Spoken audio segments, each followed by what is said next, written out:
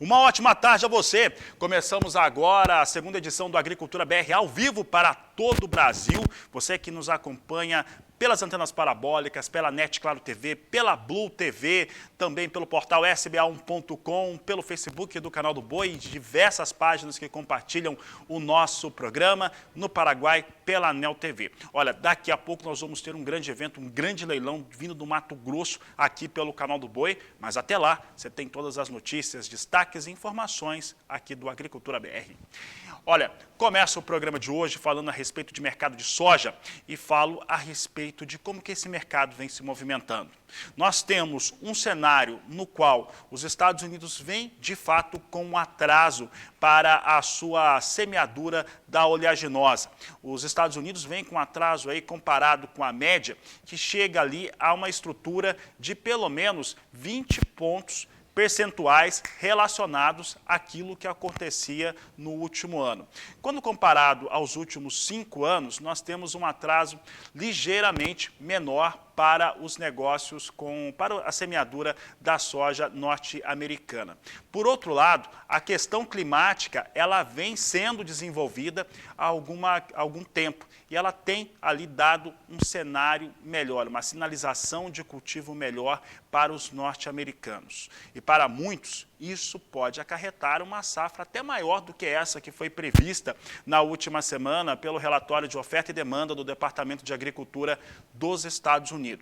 Para o Vlamir Brandalize, que conversou com a nossa equipe de produção hoje mais cedo, ele acredita que, se de fato os norte-americanos cultivarem aí 36 milhões 700 mil hectares, pode ser que os Estados Unidos, tendo essa condição climática melhor, chegue a 130 milhões de toneladas. E que em março nós tivemos ali o melhor cenário de preços, com a soja em Chicago negociada a 17 dólares e 50 cents o bushel.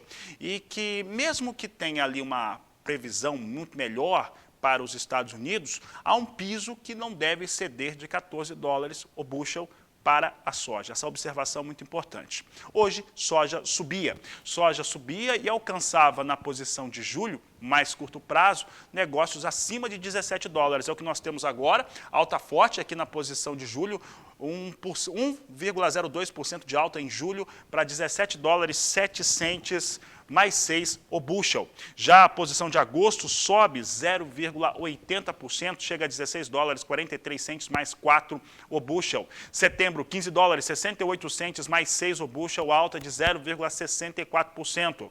Novembro, 15 dólares 24 centes mais 2 o bushel, alta de 0,64%. São os negócios que destacamos agora com soja em Chicago. O dólar vem recuando no mundo todo. Hoje nós temos uma sinalização para a moeda norte-americana de nova queda. Você tem aqui o recuo para os negócios com a moeda norte-americana em 0,83%. Os negócios com dólar agora chegam a R$ 4,87 mais 6 para o dólar. São os destaques que eu trago aqui para os fundamentos com a moeda norte-americana. O dólar recuou. Ele recuou não só aqui no Brasil, mas recuou também em outras partes do mundo. É por isso que eu converso agora com Walter Pulga Júnior, que participa agora do programa conosco, ao vivo, dos estúdios do Canal do Boi, na sede da Bolsa Brasileira de Mercadorias. Pulga, boa tarde. Como é que está o mercado financeiro neste fechamento de semana? Olha, o dólar vem em queda e uma queda acentuada, viu? Os últimos negócios já mostravam dólar com queda de quase 0,90% na faixa de 4,87. Agora, vale lembrar que o dólar chegou a arrasar fundo hoje. Tocou, na mínima do dia, agora há pouco, a R$ 4,85. E por que isso ocorre? Há um ajuste hoje em relação ao dia anterior. Mais uma queda para o dólar frente ao real. E por que isso estaria ocorrendo? Um dos motivos é a perspectiva de aprovação de um projeto que reduz o ICMS sobre os combustíveis. E isso traz a possibilidade de uma inflação bem menor lá na frente. Diante disso, há uma valorização do real. Veja, dados da Renascença, por exemplo, empresa que atua no mercado financeiro, mostram que no fechamento de ontem a inflação embutida nos juros, né, considerando aí o índice de preço ao consumidor amplo, com vencimento em agosto, já caía. Ou seja, há uma possibilidade de aprovação de uma redução de impostos sobre os combustíveis que já reflete aí uma inflação menor lá na frente, né? Bom, resumindo, o que se observa é que há uma inflação corrente no Brasil onde os combustíveis têm um peso muito acentuado. Portanto, se ocorrer uma redução no ICMS dos combustíveis, lógico, nós teremos aí uma inflação menor.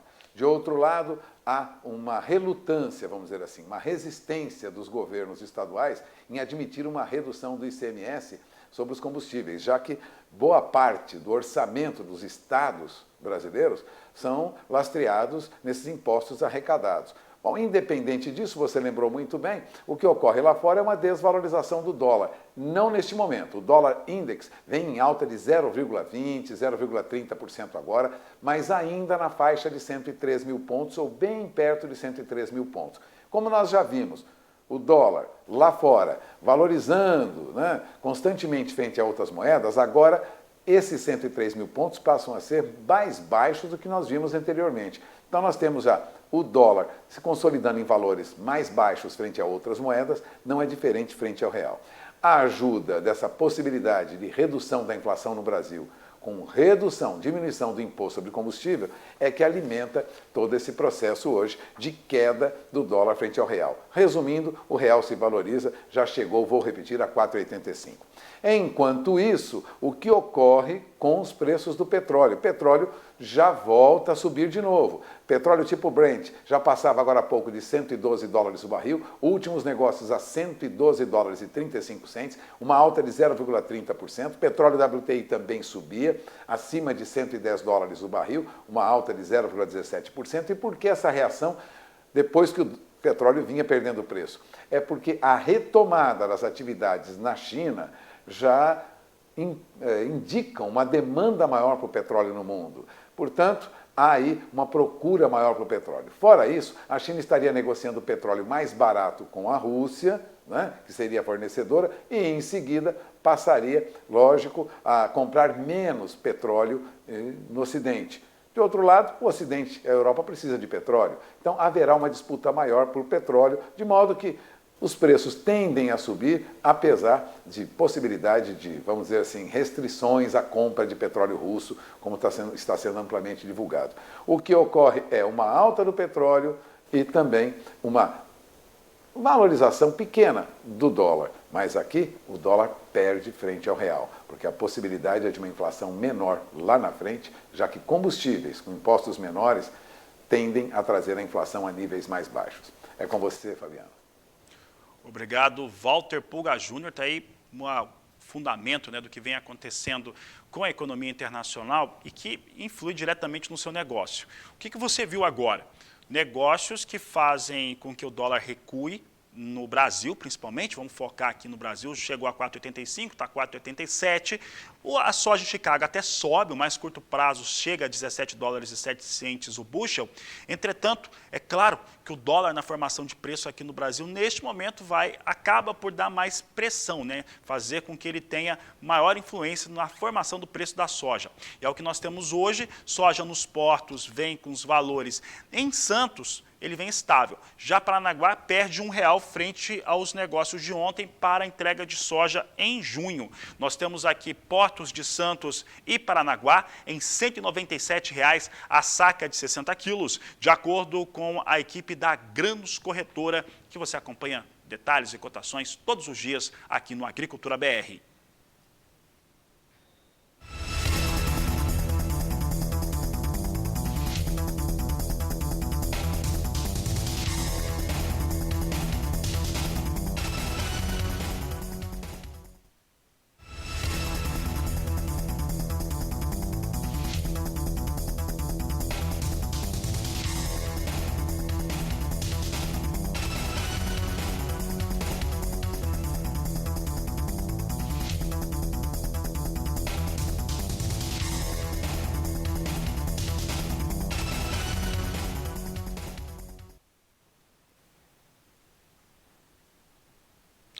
Fala agora um pouco a respeito da pecuária brasileira, começando pelo estado do Mato Grosso.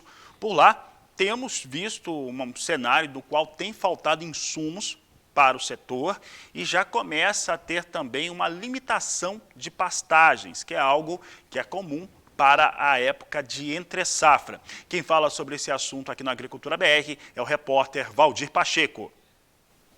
Na região centro-oeste, investimentos em adubação e correção de pastagens foram reduzidos em função dos altos preços dos insumos forçados pela alta da ureia e do fosfato. Consequentemente, o atual cenário do mercado mundial de fertilizantes tem afetado a pecuária brasileira. A expectativa é uma redução da taxa de lotação das fazendas por conta desses entraves. O impacto dessa escassez de pasto e a diminuição do rebanho e, como consequência, o descarte de animais ainda em plena produtividade. Especialistas dizem que esse descarte de vacas geralmente acontece quando os índices de fertilidade, do preço do bezerro e da produção são considerados desfavoráveis. Por falta de comida, o que tem acontecido é pecuaristas ter que descartar vacas que são altamente produtivas. Tem pecuaristas que estão precisando fazer descarte de vacas devido ao cenário confuso que a atividade tem enfrentado.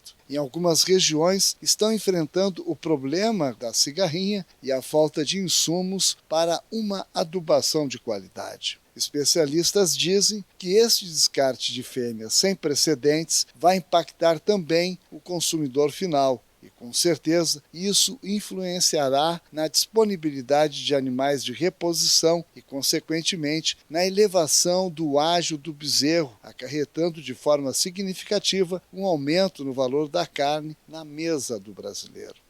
O acompanhamento dos índices zootécnicos na ponta da caneta vão poder mostrar a realidade do produtor e orientá-lo para o melhor caminho. De Sinop, no norte de Mato Grosso, Valdir Pacheco. Por aqui o Agricultura BR traz em destaque a Agro Brasília 2022 e é para lá que nós vamos daqui a pouco para trazer para você em destaque tudo o que acontece nessa que é uma das maiores feiras do Centro-Oeste brasileiro. Já já Berenice Leite participa conosco, mas antes nós vamos trazer para você aqui a previsão do tempo. Olha só, nós estamos entrando já num período de entre-safra, nós temos pouca disponibilidade de pastagem, você viu agora na reportagem no Mato Grosso, feito pelo Valdir Pacheco, isso atinge todas as áreas de produção e teve frio com intensidade. Esse frio com intensidade provocou geadas, sim, de fato, principalmente no Mato Grosso do Sul e parte do estado do Paraná, mas elas não foram tão intensas, capazes de derrubar produtividade de milho, por exemplo, e por isso que o mercado reagiu com queda durante essa semana. Vamos saber agora um pouco como é que fica a previsão do tempo com Julian Marques. Boa tarde, Julian. Boa tarde, Fabiane, e boa tarde também para você que está acompanhando o programa Agricultura BR. Pois é, Fabiano, a estiagem precoce no Centro-Oeste atingiu 10% das lavouras em Mato Grosso. De acordo com a ProSoja do estado, o milho deve ter uma perda de aproximadamente 4 milhões de toneladas, o que vai significar um prejuízo grande aos produtores. E ainda não há previsão de chuva até o final de maio em Mato Grosso. Mesmo no começo de mês, a previsão é de volumes de chuva baixos e apenas sobre Mato Grosso do Sul. De acordo com a Conab, o levantamento do milho segunda e terceira safra está desfavorável na maior parte do Brasil. A baixa restrição hídrica nas áreas em amarelo, desde o Matopiba até o estado sul-mato-grossense. Média restrição entre o oeste da Bahia, de Minas, Goiás, Distrito Federal e sul de Mato Grosso. E baixa restrição e risco de geadas em áreas cinzas do sul e sudeste. Quanto ao frio, Fabiano, ainda há temperaturas muito baixas e risco de geadas em Mato Grosso do Sul e sul de Goiás, como na região de Rio Verde. Agora vamos para o sul do país. No Paraná, mesmo com frio e geada, que nós estamos acompanhando, o DERAL divulgou que o milho está com 99% das áreas já colhidas. Já o trigo, 43% da área plantada no estado e destas, 98% em boas condições no Paraná. Falando mais um pouco sobre o tempo no sul, a diminuição da nebulosidade e o avanço da massa de ar polar, o frio se intensifica sobre as regiões nos próximos dias e as geadas ficam mais amplas. No sudeste, as mínimas de hoje ainda são baixas o suficiente para a formação de geadas e orvalho. Atenção às baixas temperaturas no norte de São Paulo, sul de Minas e Triângulo Mineiro. Mas esse frio todo perde intensidade a partir de sábado, reduzindo o risco de geadas em toda a região. Temperaturas abaixo de 4 graus podem ser observadas apenas em áreas muito altas, como sul de Minas. Agora, no norte do país, a chuva diminui a partir da semana que vem, mas áreas de pastagem do sul dos estados do Amazonas e Pará seguem em estiagem. E atenção à região nordestina, uma frente fria estacionária provoca chuva forte entre hoje e segunda em áreas entre o norte da Bahia, interior do Pernambuco, Alagoas, Sergipe, Piauí e Maranhão. Há risco até para altos acumulados e, consequentemente, transtornos como alagamentos e inundações em grandes cidades. Em Maceió, 60 milímetros de chuva são previstos apenas na segunda-feira, mas já desde hoje até segunda, o acumulado pode chegar aos 160 milímetros. No total de 15 dias, são esperados 300. Canaviais do leste alagoano pode sentir essas atividades de campo paralisadas, mas a chuva é bem-vinda na região. Fabiano, é com você. Obrigado, Julian. Uma ótima tarde. E agora sim, nós vamos para a capital federal para acompanhar a AgroBrasília 2022, que vai chegando ao seu final, encerra amanhã essa grande feira, mas tem muita informação por aqui no Canal do Boi, no Agrocanal, e é por isso que eu converso agora com Berenice Leite, que faz a sua primeira participação de hoje aqui no Agricultura BR. Berenice, boa tarde, seja bem-vinda. Oi, Fabiano, boa tarde a você e a todos que nos acompanham pelo Agricultura BR. Estou aqui nessas imagens lindas, né? Uma plantação de girassol ao fundo e fica dentro do Parque Ivaldo Sense, aqui direto da AgroBrasília. E olha, nesta sexta-feira já temos aí registrados público recorde, já temos um número aí que nos 3 primeiros dias foram mais de 70 mil pessoas que passaram por aqui. E a expectativa é que neste penúltimo dia seja aí um recorde ainda maior do que nos anteriores. Bom, vamos falar agora sobre tecnologia, sobre exposição. Aqui ao meu lado nós vamos conversar agora com o presidente do Parque de Exposições Granja do Torto, que também fica aqui no Distrito Federal. Ele que está nesse circuito integrado também com o estande aqui dentro da AgroBrasília e vai contar um pouquinho mais para nós, porque neste ano está de volta a exposição também na Granja do Torto. Boa tarde, Eugênio. Obrigada pela sua participação. Como é que vai ser essa programação que retorna aí depois de quase 20 anos? Exatamente. Boa tarde, Berenice. Boa tarde, espectadores. É um prazer falar com vocês. Realmente, assim, Brasília tem um parque de exposições agropecuário tradicional, um parque grande que foi criado no passado para fazer comida para a população de Brasília, virou um parque fantástico, com uma estrutura imensa e que há mais de quase 20 anos estava parado em termos de exposições agropecuárias. Então, a gente há 3 anos teve uma segurança jurídica, o parque foi transformado numa empresa e aí criamos um circuito integrado de exposições agropecuárias do DF. Então estamos aqui dentro da AgroBrasília, apoiando a AgroBrasília, com o stand aqui ajudando, apoiando e integrando as duas unidades e lançando a exposição agropecuária, a nossa 30ª Expoabra, que acontecerá em setembro, né? É uma festa bonita, grande, que daqui a pouco a gente vai falar um pouquinho mais sobre ela. Pois é, a Expoabra, ela terá também não só a exposição aí de máquinas agrícolas, ela é mais voltada, você estava me dizendo, para tecnologia. E o forte aqui na nossa região é a agropecuária. Aqui assim, a AgroBrasília tem grande força em grãos, né? Produção de alimento. O Parque de Exposições da Granja do Torto tem forte conexão tradicional com o animal, com a pecuária de um modo geral. A gente não vai perder essa conexão, então a nossa expectativa é que a gente leve para lá mais de 1.000 animais, né, entre bovinos e caprinos, e mais de 1.000 equinos, que Brasília tem uma força muito grande na equidiocultura. Então é um evento ligado à agropecuária, aquelas feiras agropecuárias, com muita presença de público, uma expectativa de quase 240 mil pessoas. Vamos levar os shows também, então é um outro estilo de feira. Aqui é uma feira de negócios, lá uma feira de experiências. A novidade que a gente está trazendo para essa feira é que a festa que a gente lança comemora uma periodicidade de uso do parque, que é o lançamento de um polo tecnológico de tecnologias ligadas à agricultura sustentável e de precisão. Olha, e quando se trata de agricultura sustentável, né, é importante que o produtor rural tenha essa consciência com a sustentabilidade, e a gente percebe que o Distrito Federal tem se tornado uma referência não só por concentrar aqui as principais instituições como Embrapa, Emater, há uma preocupação e essas informações são disseminadas em todo o Brasil. A gente acredita muito em economia para devolver o social, né? As pessoas ganham dignidade tendo capacidade de trabalho. Então, o Distrito Federal é a capital do Brasil e é uma grande caixa de ressonância para todo o país. Qual que é a nossa aposta?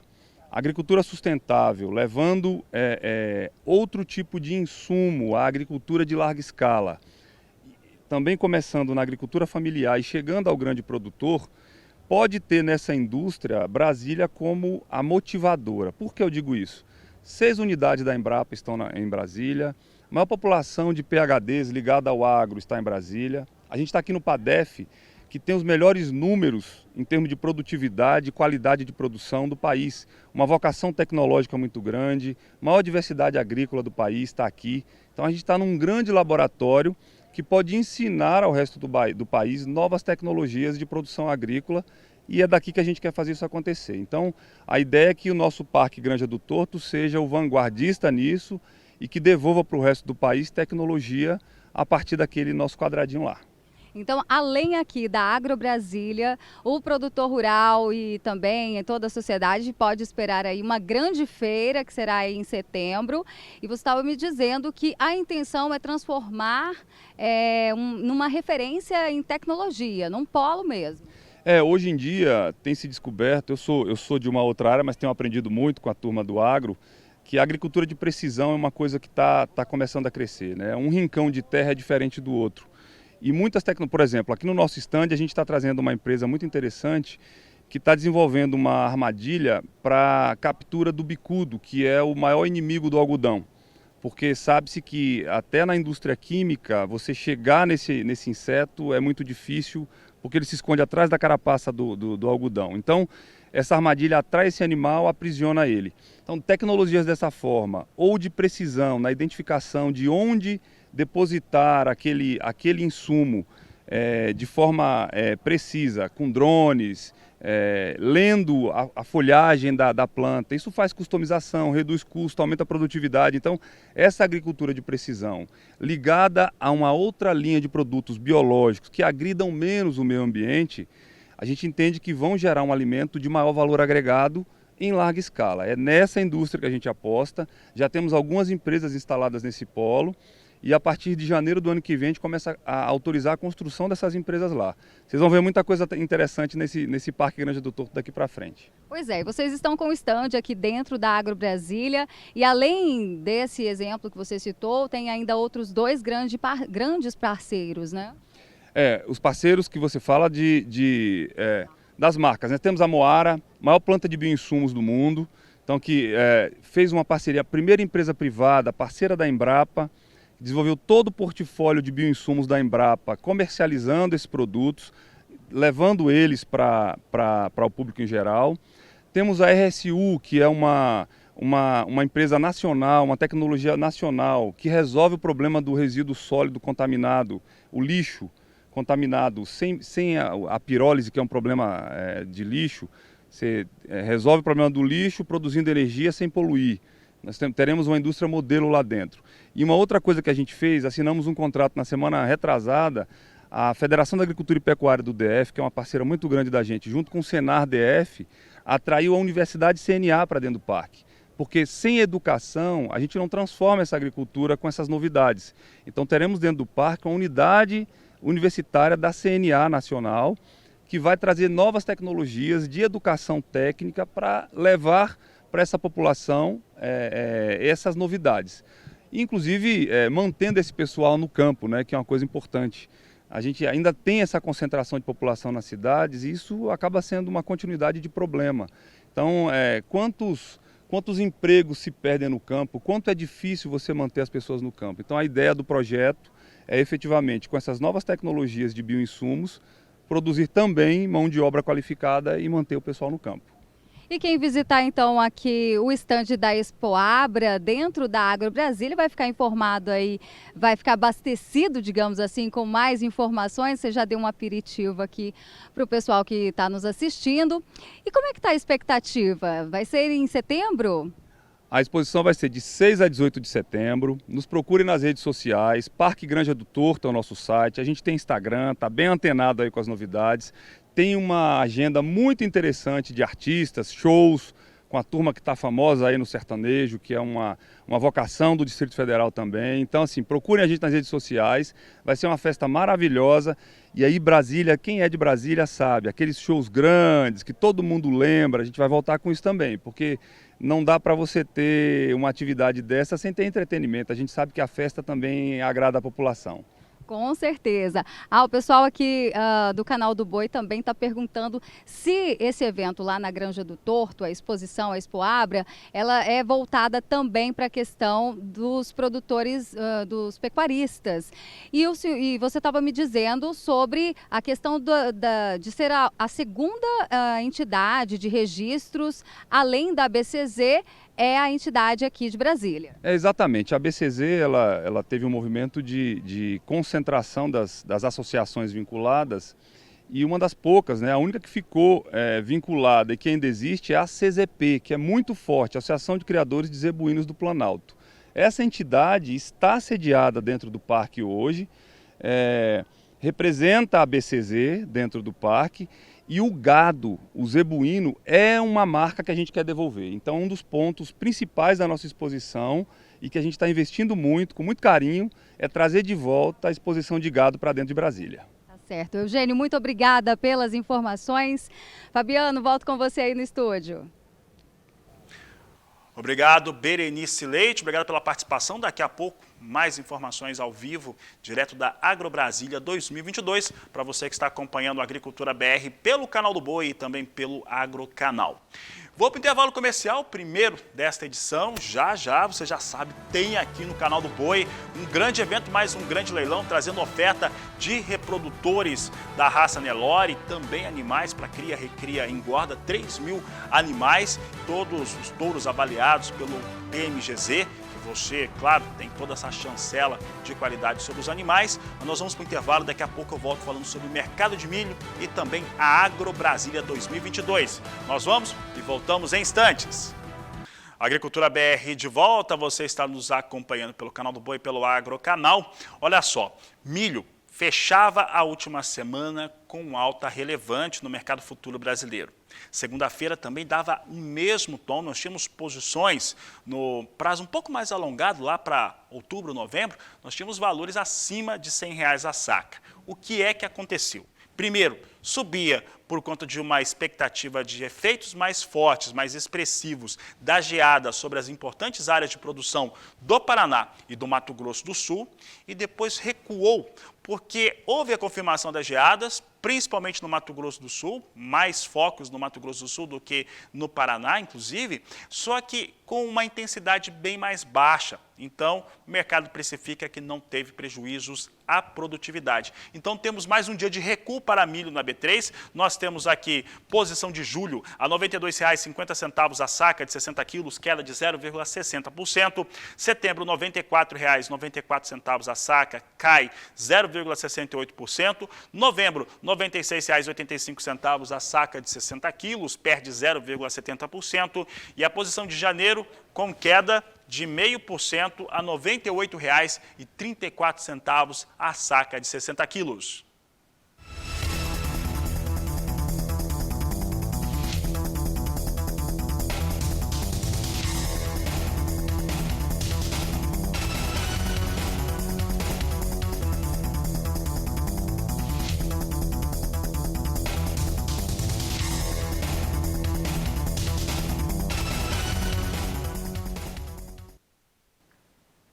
O milho aqui no Brasil também acompanha a queda que há para o mercado internacional. O milho em Chicago recua também. Você acompanha comigo as posições de mais curto prazo. Chicago vai perdendo em torno de pouco mais de 0,5%. Julho vem com $7,78 mais 6 o bushel, queda de 0,57%.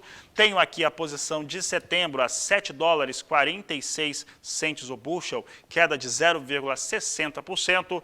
Dezembro, $7,32 mais 2 o bushel, recua 0,51%. E março, $7,35 mais 2 o bushel, perda de 0,57%. São os negócios que eu destaco agora com o milho na Bolsa de Chicago. Mudo de assunto agora porque eu falo sobre produção de hortifrutis e as dificuldades que estão tendo climáticas, principalmente no estado de São Paulo. Quem fala a respeito deste assunto aqui no Agricultura BR é o repórter Gustavo D'Angelo. A queda na temperatura já vem causando aumento nos preços de hortifruti granjeiros. Aqui em São Paulo, produtos como tomate, pepino japonês, vagem, batata e cebola estão ainda mais caros nas gôndolas dos supermercados, feiras livres e hortas e estão com tendência de alta nas próximas semanas. Um dos motivos é a onda de frio que atinge várias partes do Brasil, dentre elas locais onde há produções desses itens, o que diminui a oferta, prejudicando o atendimento da demanda de consumo. Na próxima semana é que a gente já vai ter um retorno, se impactou realmente, né? Porque na nossa região o frio foi pouco, não tivemos assim uma geada que estragasse uma produção. Mas tem alguns produtos que vêm do sul e aí a gente vai saber na semana que vem como vai ficar isso. Alguns produtos vão sofrer com essa alta, com o frio e vão sofrer a alta, né? É inevitável. Inevitável. Segundo a gerente de operações da CEAGESP de Araçatuba, a lei da oferta e procura é o que tem mandado no preço dos produtos hortifruti. Então, quanto mais as pessoas têm procurado um determinado produto, o seu preço vai subir. Agora, nessa questão assim, o tempo esfriou, eles estão consumindo menos produtos gelados, menos assim, salada, menos frutas, o preço tende a cair, que é o que está acontecendo com algumas frutas agora no inverno. De acordo com o site da CEAGESP, a lista de produtos com preço desfavorável para a compra é extensa. Abacaxi, maçã, maracujá, beterraba, abobrinha, tomate e quiabo são alguns dos que estão com valores acima da média neste período. Já dentre os produtos que possuem maior oferta no momento e preços melhores estão abacate, banana nanica, limão, mamão, melancia e mandioca. Está previsto aí para a próxima semana um aumento mais nos hortifrutis, mas nas hortaliças, tá? Devido à geada que está tendo agora, esse frio no sul, né? E acredito ainda que vai ter a influência do diesel. Que esses produtos que vêm do sul vêm de mais longe, o frete vai ficar mais caro. Então, assim, a gente espera que não suba tanto para todo mundo poder ter aí uma sopinha quentinha em casa. Então, que não afete os nossos legumes, mas vamos ver semana que vem como vai ficar. De Araçatuba, São Paulo, Gustavo D'Angelo.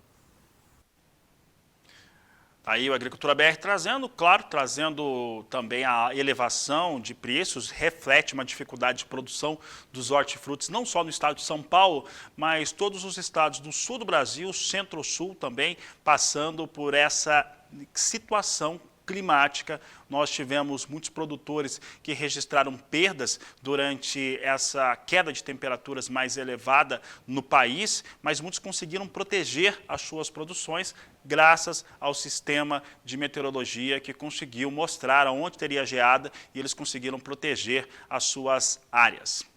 Aqui o Agricultura BR vai para mais um intervalo comercial. Daqui a pouco eu vou voltar falando sobre mercado de café. Ainda hoje tem a Agro Brasília 2022 ao vivo. Lembra você que daqui a pouco tem leilão aqui no canal do Boi. Eu vou para o intervalo e volto já. Agricultura BR de volta agora no Agro Canal, já tem leilão tendo início lá no Canal do Boi. E por aqui eu trago em destaque para você o mercado do café. Começo falando pelo mercado de café arábica, negociações na Bolsa de Nova York com queda forte nesta sexta-feira. Posição de julho a $2,16 a libra peso, queda de 1,23%. Setembro, $2,16 mais 20 a libra peso, recua 1,18%. Dezembro, $2,15 mais 80 libra peso, recua 1,21%. E março, $2,14 mais 55 a libra peso, com queda de 1,35%. Dia bem difícil, bem complicado para o café, até porque o café recua em Nova York e o dólar cai aqui no Brasil, e cai bastante no dia de hoje.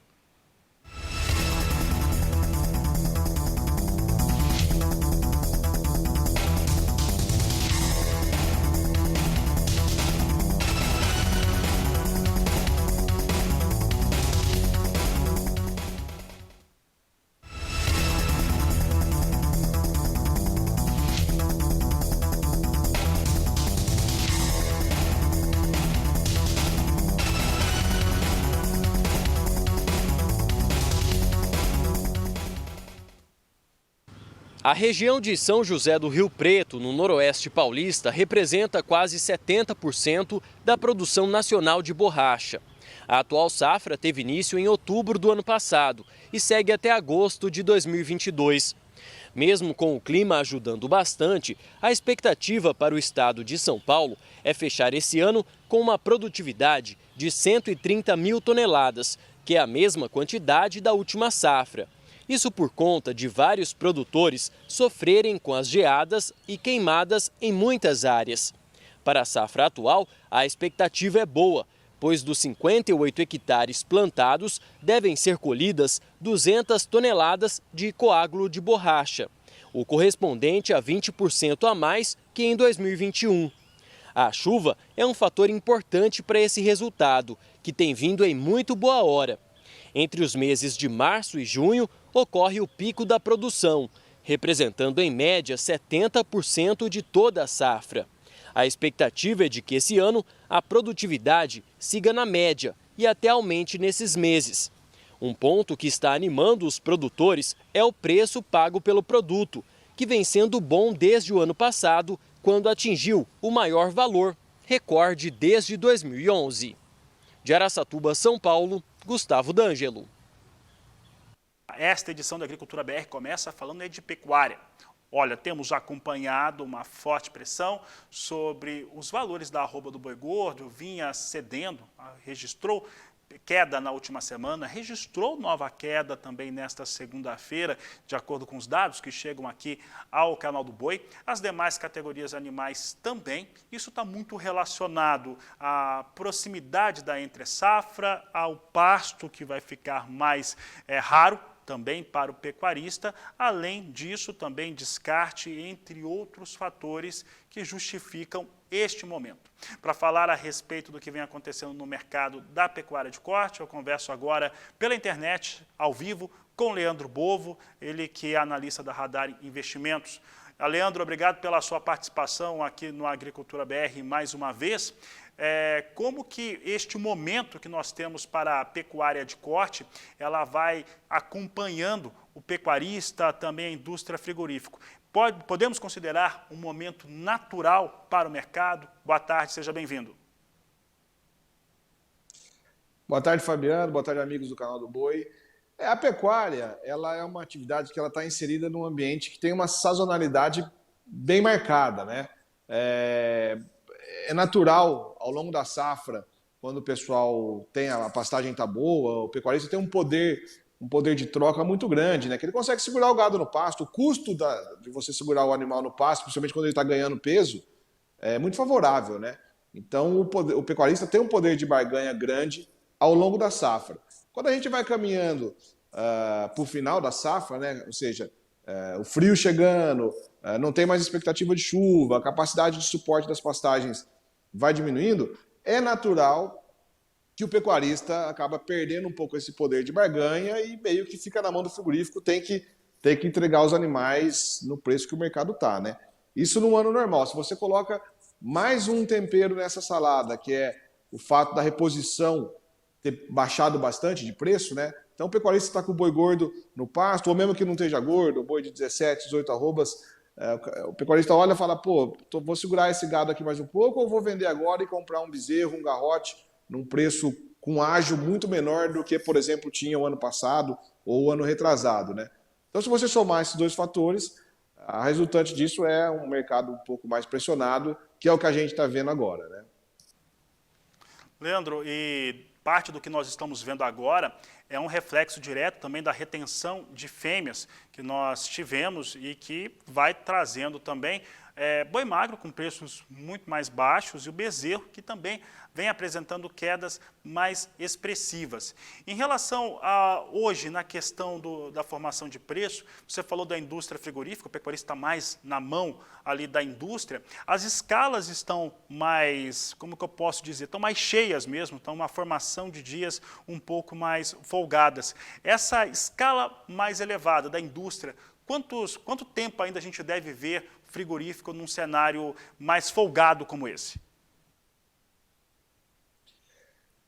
Então, a parte ruim dessa história é que para o pecuarista, no caso, né, é que é justamente isso. A gente está com a indústria com a escala bem longa, está muito confortável, então o pessoal tem conseguido exercer uma pressão baixista que não vinha conseguindo até então. E a parte boa disso é que essa pressão de final de safra, ela tem prazo para acabar, né?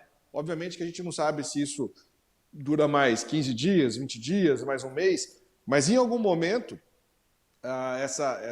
todo mundo vai acabar tendo vendido os animais que estão no pasto, essa pressão de gado de coxo também, que agora também, além disso, além do gado de pasto, a gente tem uma saída mais concentrada de animais de coxo, que entraram no coxo aí janeiro, fevereiro, que foi quando, todo mundo vai lembrar, o mercado futuro subiu bastante, né, e deu um incentivo grande para o pessoal colocar gado no coxo. Esse gado está saindo agora. Então,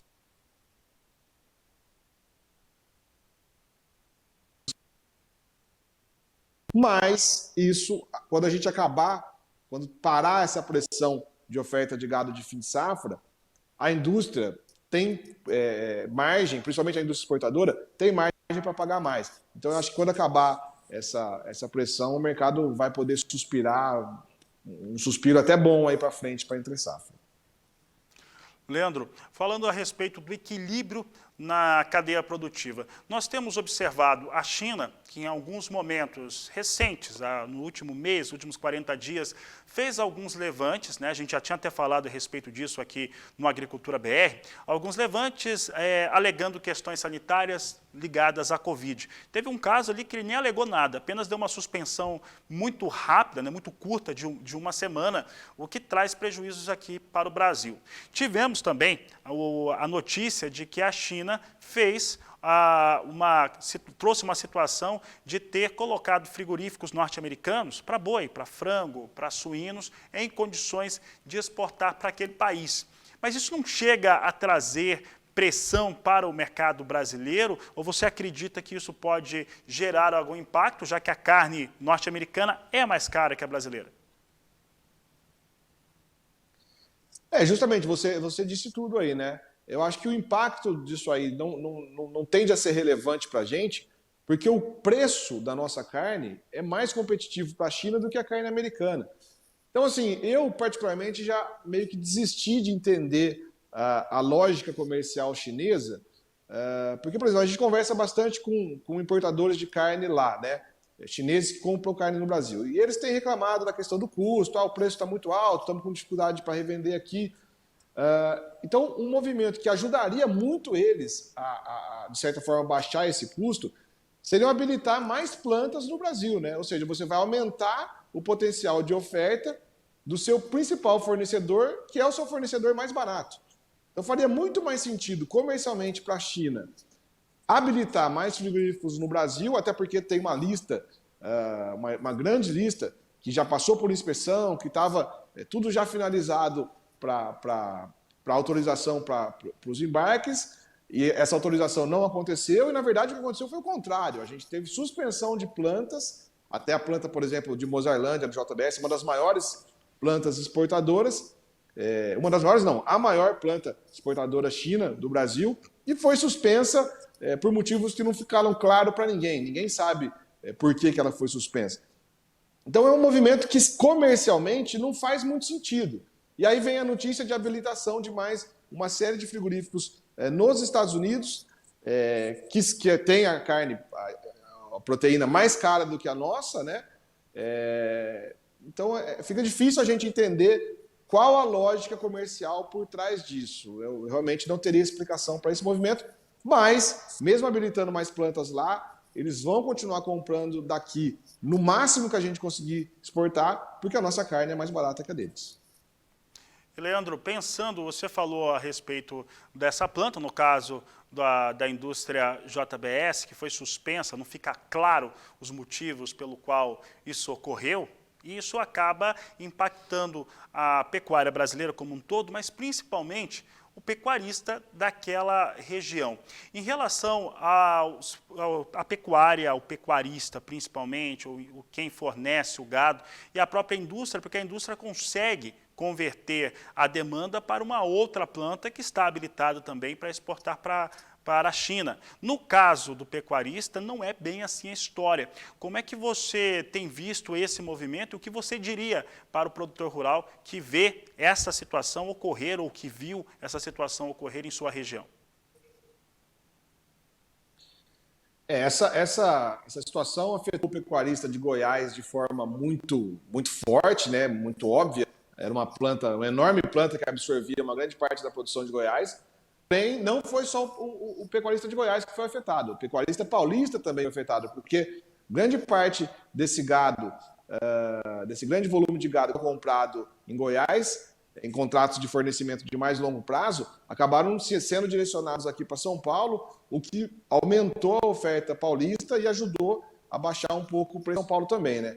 Então, infelizmente, essa situação que é ruim para todo mundo, para a indústria também é ruim, né? Uma planta do tamanho da de Mozarlândia ficar fora da exportação para a China, com certeza também acaba afetando a rentabilidade da indústria. Mas, nesse caso, quem entrou com a maior parcela do prejuízo, sem dúvida, foi o pecuarista goiano, que perdeu uma grande oportunidade, uma grande alternativa de venda de seus animais, principalmente no caso do boi China, né? Infelizmente, nesse aspecto, não tem muito o que ser feito, porque segurar o boi, seja no coxo ou seja no pasto agora, no fim da safra, é difícil, para não falar impossível. O pessoal acaba tendo que vender, para vender tem que se sujeitar aos preços vigentes. Então, infelizmente, é uma situação que no curto prazo é difícil você reverter ou trabalhar isso aí, né? Todo mundo tem tentado direcionar para outras plantas, porém, isso acaba aumentando a oferta para outras plantas e eles vão também exercer pressão baixista. Esse é o jogo do mercado. Então, infelizmente, no curto prazo, não existe saída boa para essa situação. Ou vai ser uma saída ruim, ou vai sair uma saída péssima. Infelizmente, é essa situação onde a gente tem que encarar as coisas como elas são. Tá certo, Leandro? Para encerrarmos a nossa entrevista, basicamente, até que o pecuarista consiga visualizar isso bem, ele já está sentindo isso nas suas negociações, para a semana e também no mais curto prazo, o cenário não muda. Pressão negativa sobre os preços. É isso? Infelizmente, a gente está num ambiente que propicia a indústria exercer pressão, como escala longa e oferta de pasto e coxo entrando bastante, até que a gente tem uma certa preocupação nada que pode acontecer no MS ao longo dessa semana. Então, tem mais esse fator climático jogando contra. Aí você conferiu a entrevista com Leandro Bovo, da Radar Investimentos. Você pode conferir ela integralmente no portal sba1.com ou no canal do Boi no YouTube. Agora nós vamos ao vivo para AgroBrasília 2022. Vamos conversar agora com a Berenice Leite, que volta a esta edição do programa. Berenice? Oi, Fabiano, estamos de volta direto aqui da AgroBrasília e nesta sexta-feira foi dia de campo, foi apresentada uma nova tecnologia voltada aí para os produtores de leite, uma nova tecnologia da Embrapa, o IL ILPC, aliás, ILPF, que é a integração lavoura, pecuária, floresta.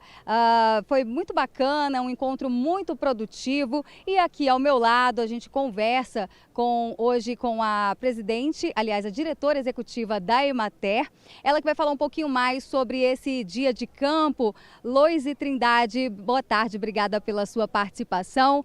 Por que é importante que os produtores de leite estejam aí antenados nas novas tecnologias?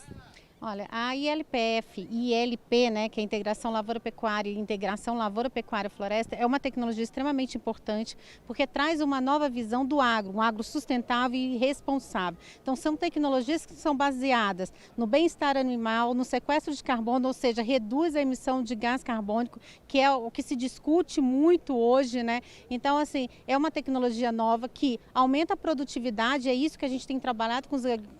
A Emater DF está apoiando 8.500 agricultores na produção de leite, com a inserção dessa nova tecnologia que é trabalhada junto com a Embrapa, Ministério da Agricultura, né, e diversos outros parceiros. Então, é fomentar um agro sustentável, um agro responsável, reduzir também a questão de insumos, que tem sido uma tendência, né?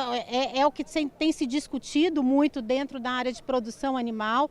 Então, essa tecnologia ela traz esse agro sustentável, esse agro responsável e mostra. O Distrito Federal também está inserido na produção de leite, usando essa integração lavoura, pecuária e floresta. E tem também a questão da recuperação de pastagem. Sim, essa é uma tecnologia que também é utilizada e isso já amplia para todos os produtores, né, a questão de recuperação de áreas através do uso de implantação de florestas, que também podem ser comercializadas. Então, essas são estratégias que a gente tem trabalhado com os agricultores na assistência técnica de extensão rural, juntamente com outras, para que a gente possa recuperar as áreas degradadas e fomentar ainda mais a produção no Distrito Federal e em todas as regiões.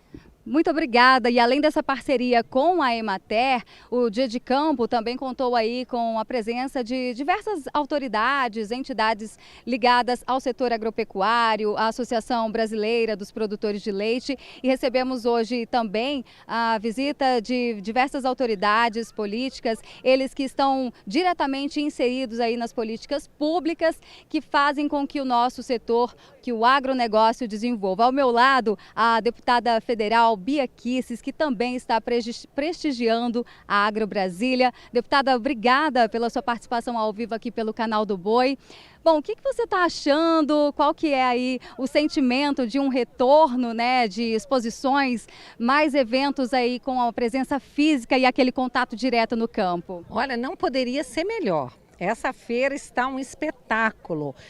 São, sei lá, não sei nem quantos estandes, mas é muito estande. E as pessoas que vêm até aqui, elas vão realmente se surpreender com a organização.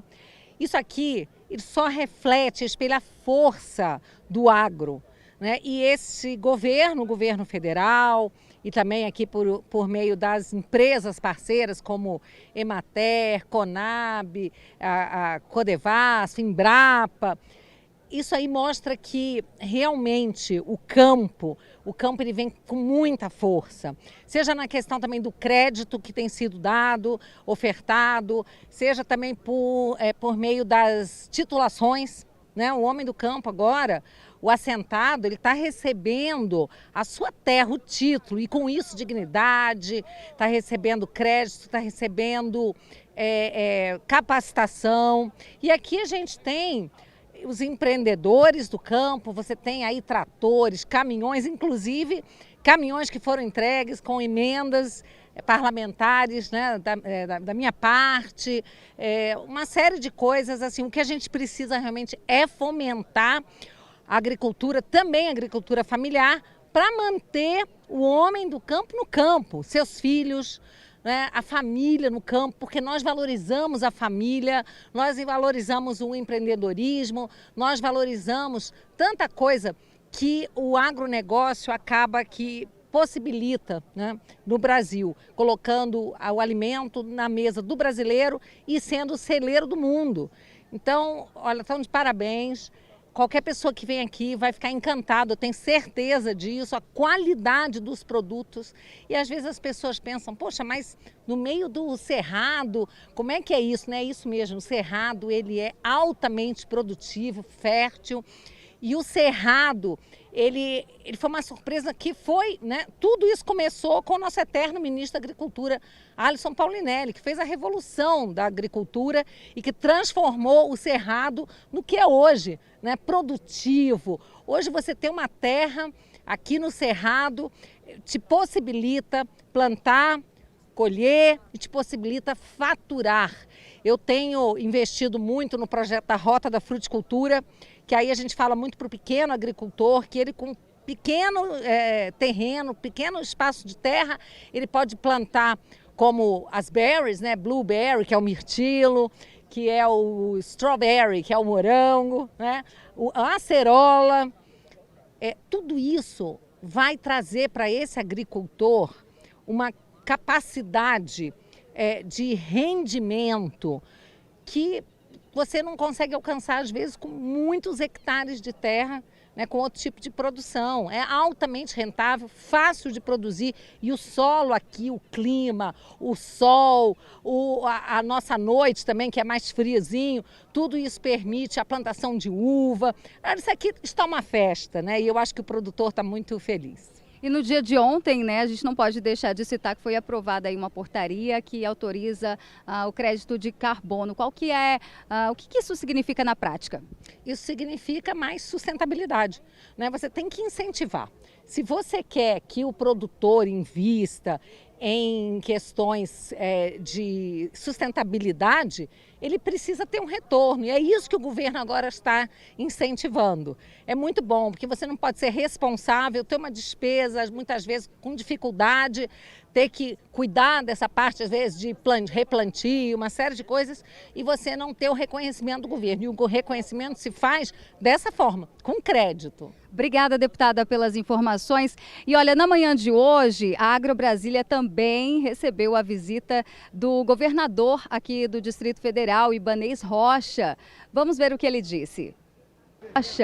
Vamos ver o que ele disse. Obrigada aí pela presença. Vamos ver o que ele disse. Obrigada aí pela presença. Feira que retornou, já temos aí um recorde de público. Qual que é o impacto no agronegócio? Eu estou surpreendido positivamente pela força da AgroBrasília, a quantidade de pessoas, a quantidade de expositores também. Isso nos alegra muito porque nesse momento de retomada dos negócios e da força do agro também, isso mostra a grandeza dos negócios que vão acontecer nessa feira, com expectativa aí de faturamento acima de 3 bilhões de reais. Isso nos alegra muito. A AgroBrasília hoje é uma das principais feiras do Brasil, do agronegócio, e é isso, a força do agro, a força de quem vive no campo, quem gosta de trabalhar com o campo. Eu sou um deles, sou produtor rural, agropecuarista e gosto muito da atividade da agropecuária e estou feliz com o que estou vendo aqui hoje. Distrito Federal que é marcado aí por uma produção de diversas cultivares, né?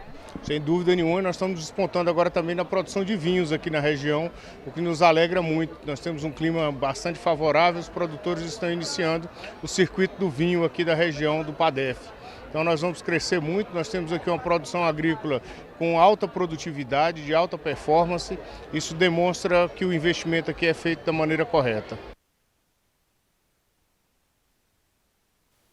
A expectativa é de que o presidente da República, Jair Bolsonaro, também apareça por aqui. Ainda não foi confirmado se hoje à tarde ou amanhã de manhã. Fabiano, volto com você. Tá certo. Berenice Leite, obrigado pela participação, um ótimo trabalho para você, aliás, um ótimo trabalho durante a semana inteira. Ela nos trouxe as informações e o presidente indo na feira, o que a gente tem certeza é que o Canal do Boi vai estar lá e transmitindo ao vivo para todo o país. Com essas informações, eu encerro essa edição do Agricultura BR. Começamos pelo Canal do Boi e pelo Agrocanal. Vou encerrando por aqui. A todos uma ótima tarde e até a próxima semana.